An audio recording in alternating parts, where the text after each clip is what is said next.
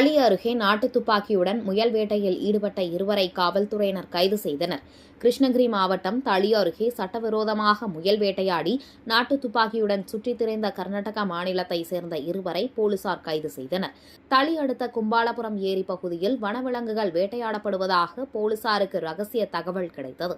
இதனையடுத்து நேற்று இரவு ஜீக்கூர் கிராமம் அருகே போலீசார் தீவிர ரோந்து பணியில் ஈடுபட்டனர். அப்பொழுது அவ்வழியாக இருசக்கர வாகனத்தில் சந்தேகத்திற்கிடமாக நின்று கொண்டிருந்த இரு வாலிபர்களை மடக்கி பிடித்து சோதனை செய்தனர். சோதனையில் அவர்கள் மறைத்து வைத்திருந்த நாட்டு துப்பாக்கி மற்றும் தோட்டாக்கள், வேட்டையாடப்பட்ட 3 முயல்கள் இருந்தது கண்டுபிடிக்கப்பட்டு அவர்கள் பயன்படுத்திய இருசக்கர வாகனத்தையும் போலீசார் பறிமுதல் செய்தனர். விசாரணையில் அவர்கள் இருவரும் கும்பாலபுரம் ஏரி பகுதியில் சட்டவிரோதமாக முயல் வேட்டையில் ஈடுபட்டது உறுதி செய்யப்பட்டது. அவர்கள் கர்நாடக மாநிலம் அனேகல் பகுதியைச் சேர்ந்த கணேஷ் மற்றும் விஜயகுமார் என்பது தெரியவந்தது. இதனைத் தொடர்ந்து தளி போலீசார் இருவரையும் கைது செய்தனர்.